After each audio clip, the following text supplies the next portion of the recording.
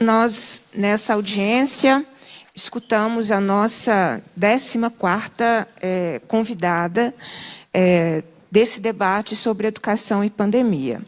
Nós tivemos, então, 2 audiências públicas, uma na sexta e o requerimento do deputado Bartô, e a de hoje, requerimento de minha autoria, e trouxemos pessoas que fizeram um debate à luz dos seus posicionamentos, dos seus estudos, num sentido de trazer o debate à sociedade.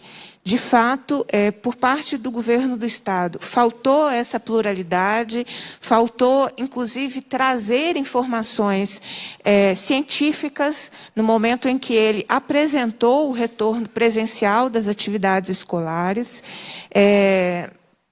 questões que não foram abordadas nem na audiência de sexta-feira e nem nesta audiência, quais foram os fundamentos científicos que embasaram essa decisão do retorno presencial das atividades escolares.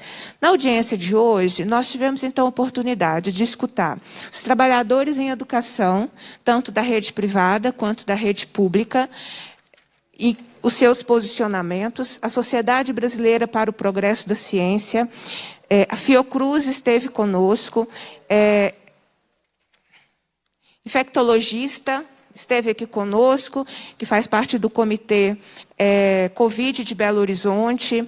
Nós tivemos a oportunidade de fazer a escuta da campanha nacional pelo direito à educação, trazendo, então, todo um cenário nacional, assim como a professora Bicalil, que nos trouxe todo o debate também nacional, contextualizando aqui no Estado. Tivemos, acho que foi riquíssimo, um processo de análise do protocolo da Secretaria de Estado da Educação, feito tanto pelo Diego da Fiocruz, quanto pelo Diego do DIEESE. Então, tivemos a oportunidade de ouvir o Fórum Popular Permanente da Educação, que fez uma pesquisa, fez uma consulta às comunidades, com mais de 30 mil participações, o Conselho Estadual de Saúde, que já se posicionou contra o retorno presencial, o Conselho Estadual de Educação, e tivemos, então, a oportunidade de ouvir mãe, aluna. Tivemos a oportunidade, então, de ter esse conjunto de discussões, de debates aqui em relação à pandemia. Acho que nós, então, cumprimos essa tarefa da escuta e do debate. Eu quero finalizar lendo um trecho de um documento que considero importante, porque não é possível ignorar a decisão do desembargador Bittencourt Marcondes. Eu vou ler o trecho final, que diz o seguinte, a partir da folha 19. No atual cenário da pandemia, a prestação desse serviço, notadamente de sua atividade fim regência de aulas, por importar no deslocamento e aglomeração de inúmeras pessoas, causa sérios riscos à vida e saúde dos profissionais, alunos e de suas respectivas famílias, porquanto, face à indisponibilidade de medicamentos e vacinas específicas que curem e impeçam a transmissão do novo coronavírus, a única medida eficaz existente para o combate da pandemia ainda é o distanciamento social. É por esse motivo que, no âmbito do mandado de segurança, tem o número do mandato, em que figuro como relator, deferi a liminar pleiteada para suspender parcialmente os efeitos da deliberação 26 de 2020, relativamente à data fixada para retorno das atividades dos servidores do quadro de pessoal da educação estadual, exceto os gestores escolares, cujo retorno fora posteriormente autorizada para que fosse viabilizada a implantação do regime de trabalho presencial e remoto, até que fossem regulamentadas e implementadas as medidas estabelecidas na deliberação para assegurar aos servidores as condições mínimas de regular exercício de suas funções, sem comprometimento de sua vida e saúde. A situação fática existente, quando da prolação da referida decisão, persiste. Infelizmente, ainda não existem vacinas ou medicamentos comprovadamente hábeis para combate do vírus. E, a despeito dos informativos disponibilizados pela Secretaria de Estado da Saúde, que apontam para uma provável estabilização da pandemia no Estado, os números de casos de contaminação e óbito continuam a crescer a cada dia, conforme se depreende dos boletins epidemiológicos divulgados pelas autoridades sanitárias competentes. Neste ponto, vale consignar a nota técnica 12 de 2020, elaborada pela Fundação Oswaldo Cruz, que está na inicial, aponta que, mesmo nos locais em que se observa a estabilização ou diminuição dos casos e óbitos por Covid-19, a decisão de retomada das aulas apresenta-se como uma medida extremamente delicada no relaxamento social, porque envolve todo um segmento social, alunos, famílias, professores, funcionários, transportes, podendo impactar negativamente no sistema de saúde.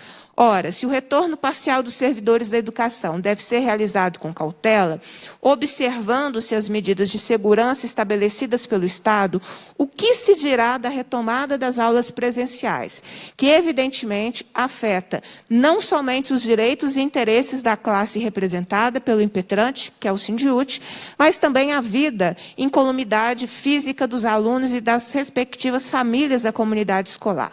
Ressalto ainda que, de acordo com a narrativa aduzida pelo impetrante, o Estado sequer cumpriu as condicionantes por ele mesmo estabelecidas para assegurar aos profissionais da educação as condições para o regular exercício de suas funções, sem comprometimento de sua vida e saúde, tanto que não foram convocados para o retorno das suas atividades de forma presencial, permanecendo em regime de trabalho remoto. Tais circunstâncias, aliadas ao fato de estarmos nos aproximando do final do ano civil, levam a questionamentos acerca da eficácia da decisão da administração em retomar as aulas presenciais neste momento. Até porque, das 14 macro-regiões de saúde do Estado, apenas 4 estão classificadas na onda verde, de modo que o retorno dos alunos não ocorrerá de forma igualitária, o que poderá gerar impacto negativo do ponto de vista pedagógico. Entretanto, repiso, não cabe ao Poder Judiciário o exame da valoração da decisão administrativa sob essa perspectiva, mormente porque, na presente demanda, o bem da vida a ser tutelado circunscreve-se ao direito da classe representada pelo impetrante, os profissionais do ensino, já que não possui legitimidade para a defesa dos direitos dos alunos, embora a questão também reflita nesse direito, conforme dito. Mormente, se considerar que, de acordo com recentes estudos, foi constatada uma associação entre a infecção pelo novo coronavírus e o quadro de síndrome inflamatória multissistêmica pediátrica, que pode acometer vários órgãos em crianças e adolescentes. Diante desses elementos, na linha do que já fora decidido no mandado de segurança, tem um número, é o anterior, e tendo em vista a inexistência de notícias acerca do cumprimento das condicionantes estabelecidas para a volta às aulas de forma segura e responsável, entendo que a retomada das atividades presenciais nas escolas estaduais, nos moldes estabelecidos pela deliberação 89 e pela resolução da Secretaria de Estado da Educação 4.423, deve ser suspensa até que sejam adotadas e implementadas todas as medidas previstas no protocolo sanitário da Secretaria de Estado da Saúde, sem se olvidar da necessidade de observância das legislações e normas municipais. Além dessas medidas, apresenta-se indispensável a disponibilização de máscaras e equipamentos de proteção individual para os servidores e máscaras para alunos das unidades escolares. Ademais, entendo que na organização da entrada de alunos e servidores, juntamente com a aferição da temperatura, deve ser aplicado questionário diário sobre sinais e sintomas, conforme modelo elaborado pela Fiocruz no Manual de Biossegurança pela reabertura das escolas no contexto da Covid-19. Por fim, ressalto que, para fins de controle e fiscalização, quanto à adoção dessas medidas sanitárias, os gestores escolares devem elaborar declaração atestando o cumprimento integral das determinações previstas no Protocolo de Estado da Saúde e da Ciência à comunidade escolar, por meio da publicação na respectiva unidade de ensino. Ante o exposto, concedo parcialmente a liminar para determinar a suspensão do retorno das atividades presenciais nas escolas estaduais, dos moldes estabelecidos pela deliberação 89 e pela resolução 4.423, até que sejam adotadas e implementadas todas as medidas previstas no protocolo sanitário da Secretaria de Estado da Saúde, além do fornecimento de máscaras e equipamentos de proteção individual para os servidores, máscaras para os alunos e a aplicação de questionário diário sobre sinais e sintomas para entrada de alunos e servidores, devendo cada unidade de ensino estadual cumprir rigorosamente essas condicionantes, por meio de declaração assinada e publicada na unidade de ensino pelos respectivos gestores escolares, que se responsabilizarão pelo seu conteúdo sob as penas da lei. Essa é a decisão que foi publicada de 1º de outubro, que nós tivemos acesso a ela na manhã desta terça-feira, suspendendo, então, o retorno presencial das atividades escolares. Eu fiz questão de fazer a leitura, porque, apesar da decisão, segue o governo numa dinâmica como se essa decisão não existisse. Como eu já tive a oportunidade de dizer em várias atividades aqui da Assembleia Legislativa, não é um caso de opinião. Não é uma questão de vai quem quer, quem acha que pode. Nós estamos diante de uma pandemia e quem tem que regular todas essas situações é a ciência. E muito me chamou a atenção a fala da mãe, Jaqueline, a escola ser um espaço que vai contradizer a ciência. Quem conhece escola pública estadual sabe que não há estrutura para a reabertura das atividades escolares presenciais. A própria decisão do desembargador faz essa referência. O governo sequer conseguiu cumprir o protocolo para os seus servidores, gente. Ele não conseguiu cumprir o protocolo para 200 mil servidores. Agora ele vai precisar de um protocolo para mais de 700 mil só na onda verde. Me chama a atenção por que o Estado agora resolveu fazer o protocolo de abertura com poucas macro-regiões na onda verde. Se nós tivéssemos uma maioria de regiões na onda verde, talvez se justificaria essa movimentação. Nós não temos a maioria.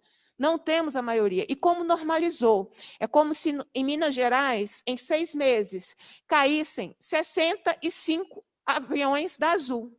Vamos fazer esse raciocínio? Em 6 meses, nós vimos no território mineiro caírem 66 aviões da Azul. É da Azul pela capacidade, eu fiz a conta pela capacidade. É disso que nós estamos falando. Desses 65 aviões que caíram, nenhum sobreviveu. São os mortos pela Covid no Estado. Vamos para o país. 606 aviões da TAM, que cabem mais pessoas, caíram em 6 meses. Está tudo bem para a gente? 6 meses, 600... Na verdade, são 606 aviões caírem. É disso que nós estamos falando. Quando a gente vive em sociedade, o seu direito individual não sobrepõe o coletivo.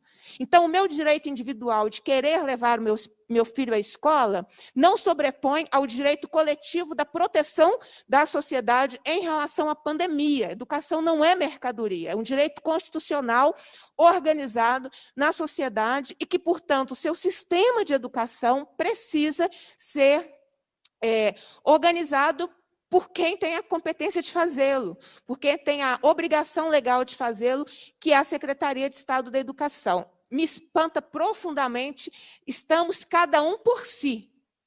Os municípios que estão tendo a prudência de suspender o retorno presencial e, com isso, impactando na própria rede estadual, porque onde o município não retorna presencialmente, o Estado também não retornará presencialmente. Então, a gente está numa grande federação de 853, cada um por si, se auto-organizando, em detrimento de um sistema que deveria ser organizado pela Secretaria de Estado da Educação. Então, acho que nós cumprimos essa tarefa, acho perfeitamente adequada essa liminar E eu fiz a questão de ler, porque tem uma falsa normalidade, como se a decisão liminar não existisse, né, e nós faremos a fiscalização. Acabei de conversar com um repórter. Aonde você acha que é impossível ter escola em condições de retornar? Eu disse a ele, qualquer escola, vai em qualquer uma. De surpresa que você identificará que não terá condições de retorno. Ah, não nos deixam entrar. Eu respondi a ele, mas eu entro, porque ninguém pode me impedir de entrar no espaço público para fazer a fiscalização enquanto poder legislativo. Então, eu lamento que nós estejamos na educação nesse ponto de tensão, deveríamos todos, né, estar evitando que mais aviões caiam, porque continua caindo, a Denise deu os números, é outro avião, é outro voo caindo, nós deveríamos estar trabalhando para que parássemos de ter mortes, e não a normalização da pandemia. Né? Então, com essas considerações, agradecendo todos que estiveram conosco, foram 5 horas, né, de debates, isso acho que foi muito importante para todo mundo, com todas as opiniões que tem em relação a isso. Então, agradeço muito estar aqui conosco até agora. O Carlos Starling, um prazer, muito obrigada pela sua presença, por disponibilizar os estudos. Os estudos todos apresentados, eles ficam disponíveis, né, no site da Assembleia. Então, todo mundo tem acesso, além de toda a nossa audiência que foi transmitida, e fica disponível também para as pessoas acessarem. A Thelma, o Igor, o Elvio, o Ederson, a Jaqueline, a Ana, o Bernardo, que continuam conosco até o momento, além de todos aqueles que já estiveram conosco, né? O Diego, da Fiocruz, que está aqui conosco, agradecer o Carlos Augusto Abicalil, agradecer o Daniel Caras, que já estiveram conosco aqui durante essa audiência, dessa segunda iniciativa nossa, e agradecer presencialmente, que não me deixaram aqui sozinha na mesa, o Diego, assessor técnico do DIEESE, e a Denise, coordenadora geral do Sindiúti. Voltaremos a debater. O fórum, a Ana aqui do fórum, agradeço muito, né, todos os lugares de controle social, de debate, os conselhos são instâncias muito importantes. Concordo com o Elvio, a gente tem que potencializar o Conselho, né, atualizá-lo na legislação para que seja um instrumento importante de controle social aqui no Estado, como o Conselho de Estado da Saúde faz esse papel. Enfim, colocar aí, acho que a comissão cumpre o seu papel, e foi um papel, inclusive, esses são os convidados de hoje. Tivemos outro debate na sexta. Nós ouvimos absolutamente todos os pontos de vista, né, nessas 2 audiências públicas que nós tivemos a oportunidade de realizar pela comissão. Então, agradeço a todos que nos acompanharam pelos canais da TV Assembleia, a todos que nos acompanharam pelas redes sociais. Espero que os debates aqui tenham contribuído para as discussões, né, para que nós tenhamos a leitura de todo o processo que nós estamos enfrentando. Tivemos, em primeira mão, a análise dos protocolos da Secretaria, achei que isso foi muito importante também, e todos os estudos, dados técnicos, científicos, e não pinçadas, né? Não teve assim, vou pinçar uma frase para dizer que pode voltar às aulas. Não, foram todos os estudos fundamentados, trazidos aqui, e é por isso que eu digo, eu sou contra o retorno presencial, não é por uma opinião pessoal, eu sou contra o retorno presencial porque a ciência assim está indicando, e eu conheço a realidade de uma escola pública, eu conheço a realidade de uma sala de aula, e sei que ela é incompatível com um retorno presencial em segurança. E tem uma questão, que as pessoas estão pedindo, meu direito de decidir. Quando o Estado diz que pode, você, em tese, confia no Estado. Aí tem uma relação de confiança, gente, do poder público dizendo que pode.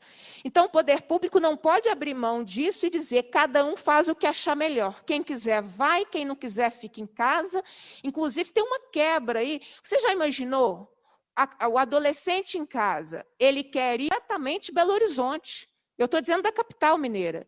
O trânsito, a circulação de pessoas, não nos iludamos. A quarentena da educação tem sido essencial para nós não termos mais mortes e colapso do sistema de saúde. Agora, a gente quer pegar o que deu certo e jogar fora exatamente porque deu certo. A pandemia a gente enfrenta com ações de sociedade, não é cada um por si. O seu direito individual não sobrepõe o direito de viver em sociedade. Você não pode, com o seu direito individual, matar a sociedade, né? Não é possível essa situação. Acho que nós cumprimos bem. Eu deixo o agradecimento a todos e todas que estiveram conosco, ouviram, trouxeram seus estudos, né, e as avaliações.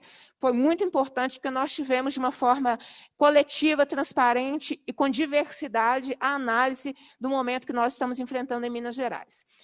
Cumprida a finalidade da reunião, a presidência agradece a presença dos parlamentares, dos convidados e do público, convoca para a próxima reunião extraordinária a ser realizada na sexta-feira, às 9 horas da manhã, determina a lavratura da ata. Agradece a toda a equipe que foi possível fazer a nossa audiência, a equipe da TV, a consultoria, encerra os trabalhos. Uma boa tarde a todos e todas.